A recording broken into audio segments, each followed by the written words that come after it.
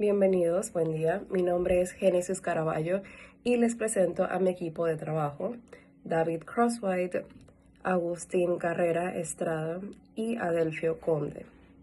Hoy abordaremos un tema fundamental para la práctica docente universitaria: los fundamentos de la evaluación para el aprendizaje en nivel superior.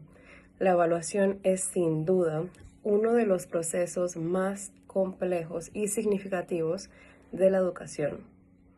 No se trata únicamente de asignar calificaciones o verificar si un estudiante memorizó correctamente los contenidos asignados.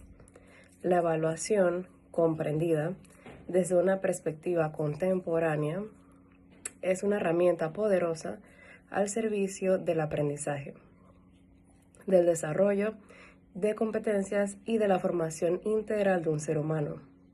En esta videograbación desarrollaremos 6 contenidos fundamentales. Primero, los conceptos y enfoques y perspectivas de la educación y evaluación educativa y curricular. Segundo, la distinción entre la evaluación educativa y la evaluación de los aprendizajes. Tercero, los principales enfoques de la evaluación. Cuarto, los tipos, formas y momentos y principios de la evaluación en educación superior. Y quinto, el papel del feedback, el feed forward. Y finalmente, la relación entre evaluación y metacognición. Cerramos con una reflexión argumentada. Comencemos.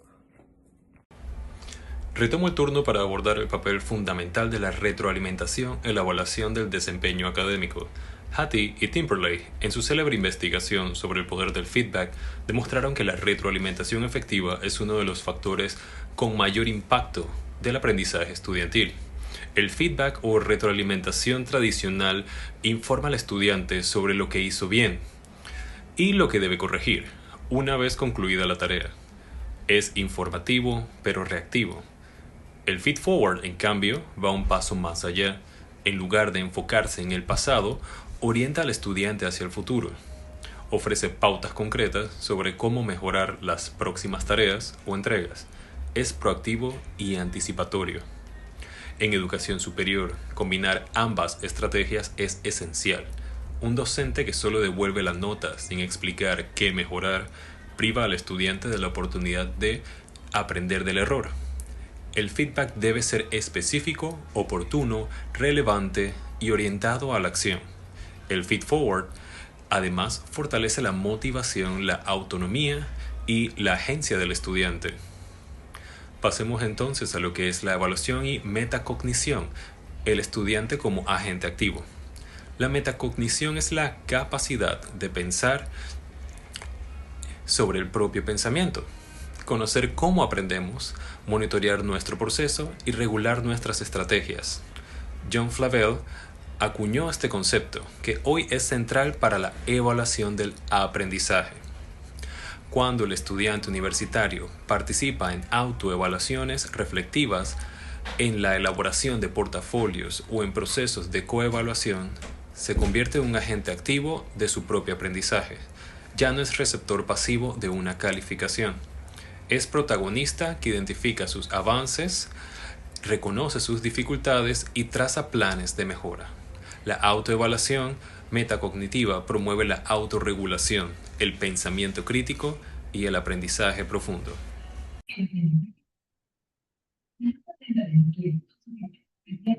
Muchas gracias, David.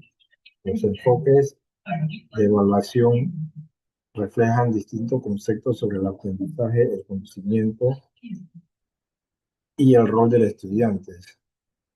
Revisemos estos 4 enfoques, los cuales son centrales en este estudio.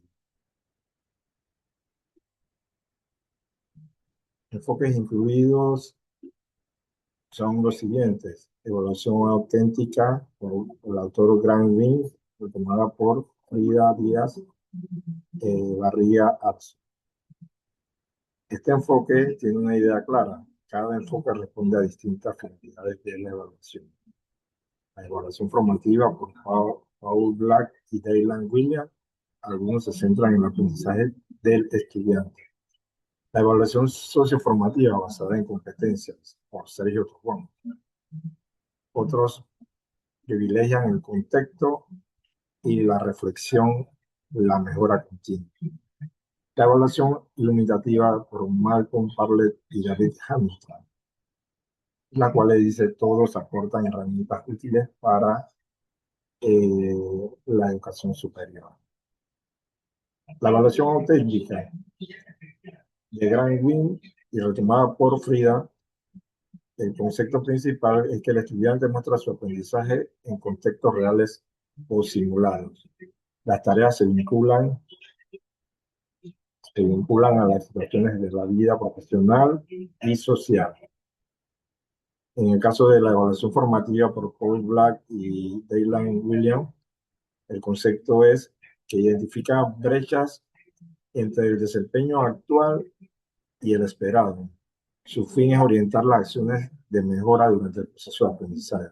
Características y ejemplos serían: se centra en la mejora continua, no busca calificar, sino regular la enseñanza y el aprendizaje, implica retroalimentación constante, favorece la participación activa del estudiante.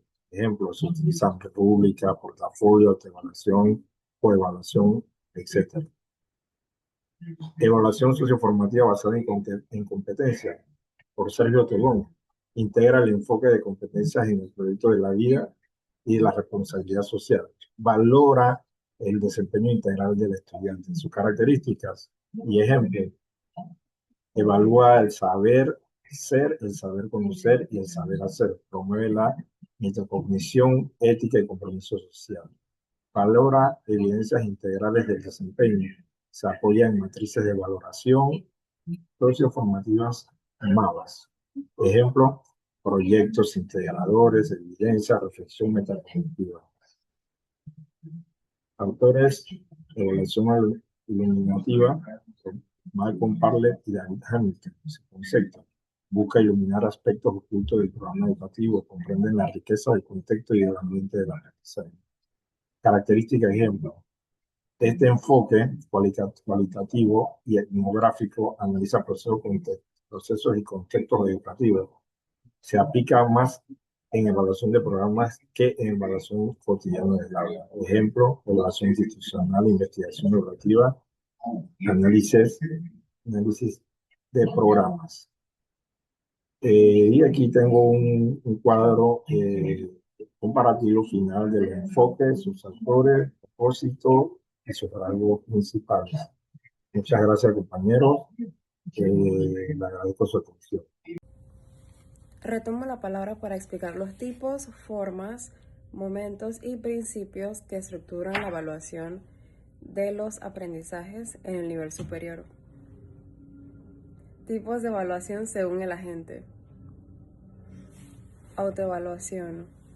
El propio estudiante valora su proceso y su resultado. La coevaluación. Los pares evalúan mutuamente su aprendizaje. Y la heteroevaluación. El docente evalúa al estudiante. Formas de evaluación. La evaluación cuantitativa, basada en puntuaciones y escalas numéricas. La evaluación cualitativa, orientada a la descripción, comprensión e interpretación del aprendizaje. La evaluación mixta integra ambas dimensiones, ofreciendo una versión más completa. Momentos de la evaluación. El diagnóstico o inicial, al comienzo del proceso para conocer los saberes previos del estudiante. La formativa o procesual, se da durante el proceso de aprendizaje. Se da para regular y orientar el proceso. La sumativa o final, se da al término del proceso para verificar el logro de los aprendizajes del estudiante. Principios de la evaluación en educación superior. Validez. Evalúa lo que se propone evaluar. confiabilidad, consistencia y precisión de los resultados. Pertinencia, adecuación al contexto y a los fines formativos. Transparencia, criterios claros y compartidos con los estudiantes. Equidad, considera la diversidad y las condiciones individuales de cada estudiante. Y la integralidad, valora los conocimientos, habilidades y aptitudes y los valores de los estudiantes. Muchas gracias, Génesis. Ahora pasemos a la evaluación educativa y curricular, conceptos, enfoques y perspectivas contemporáneas. Para comprender la evaluación en su profundidad debemos partir de la definición más amplia. La evaluación educativa es un proceso sistemático, continuo e integral de recopilación, análisis e interpretación de información, con el propósito de emitir juicios de valor que orienten la toma de decisiones educativas. Así lo señalaban autores como Stuffelbein y Chinfield, quienes la coinciden como un proceso de determinación del mérito o el valor de algo. Desde una perspectiva curricular, la evaluación va más allá del aula. Se orienta a valorar la pertinencia, coherencia y eficacia de los programas de estudio, los planes de estudio, los planes curriculares y los proyectos educativos institucionales. Aquí cobra relevancia el enfoque de evaluación de programas, que considera tanto los insumos como los procesos y también los resultados del sistema educativo. Las perspectivas contemporáneas superan el paradigma positivista cuantitativo y apuestan por enfoques mixtos e interpretativos. Se reconoce la evaluación como la práctica social, situada, cultural y ética. Autores como Guba y Lincoln, en su obra Fourth Generation Evaluation, proponen una evaluación construccionista en la que los actores del proceso son los estudiantes, docentes e instituciones. Participan activamente en la construcción del conocimiento evaluativo. Pasemos ahora a lo que es la evaluación educativa versus la evaluación de los aprendizajes con distinciones y también articulaciones. Es crucial distinguir entre estos dos niveles. La evaluación educativa abarca el sistema en su conjunto, instituciones, currículos, programas y políticas. La evaluación de los aprendizajes, en cambio, se centra en los procesos y resultados del aprendizaje de los estudiantes en contextos específicos del aula o del curso. No obstante, ambas se articulan. La evaluación del aprendizaje nutre con datos valiosos a la evaluación institucional y también la curricular. Los resultados del desempeño estudiantil también retroalimentan la mejora de los programas. En el nivel superior, esta articulación es clave para garantizar la calidad educativa y la pertinencia de los aprendizajes con respecto al mundo laboral y social. Gracias, Adelfio Conde. Para cerrar esta videograbación, me corresponde integrar de manera argumentada los tipos, formas, momentos y principios de la evaluación de los aprendizajes, conectando todo lo que mis compañeros han desarrollado. Es importante mencionar que la evaluación al nivel superior no puede seguir siendo concebida como un acto puntual de medición al final de un proceso. Argumentamos que la evaluación debe ser comprendida como un sistema integrado de acciones pedagógicas que acompañan al estudiante durante toda su trayectoria formativa. ¿Por qué son necesarios los distintos tipos de evaluación? La autoevaluación, la coevaluación y la heteroevaluación no son opcionales, son complementarias. Si únicamente el docente evalúa, el estudiante queda excluido del proceso valorativo y pierde la oportunidad de desarrollar su juicio crítico. La autoevaluación activa la metacognición. La coevaluación desarrolla la responsabilidad colectiva y la escucha crítica. La heteroevaluación aporta la perspectiva experta del docente. Juntas configuran una evaluación democrática, participativa e integral. ¿Por qué importan las formas de evaluar? Una evaluación exclusivamente cuantitativa reduce al estudiante a un número, invisibilizando dimensiones esenciales del aprendizaje como la creatividad, la actitud colaborativa, el pensamiento crítico o el compromiso ético. La evaluación cualitativa, a través de rúbricas descriptivas, portafolios, diarios reflexivos o informes de caso, permite capturar evidencias ricas del proceso formativo.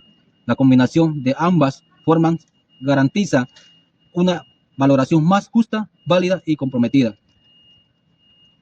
¿Por qué los momentos son pedagógicamente insustituibles? La evaluación diagnóstica al inicio de un curso no es un requisito formal, es un acto de respeto hacia los saberes previos del estudiante y una herramienta para planificar con pertinencia. La evaluación formativa durante el proceso es la que verdaderamente transforma el aprendizaje. Permite al docente ajustar su enseñanza y al estudiante corregir su rumbo a tiempo. La evaluación sumativa, bien diseñada, cierra el ciclo, certifica competencia con equidad. Porque los principios son el fundamento ético de la evaluación. Sin validez, evaluamos lo que no sabemos o no debemos. Sin confiabilidad, los resultados son arbitrarios. Sin pertinencia, la evaluación se desconecta de la realidad del estudiante. Sin transparencia, genera ansiedad e injusticia. Sin equidad, reproduce desigualdades. Sin integridad, fragmenta al ser humano.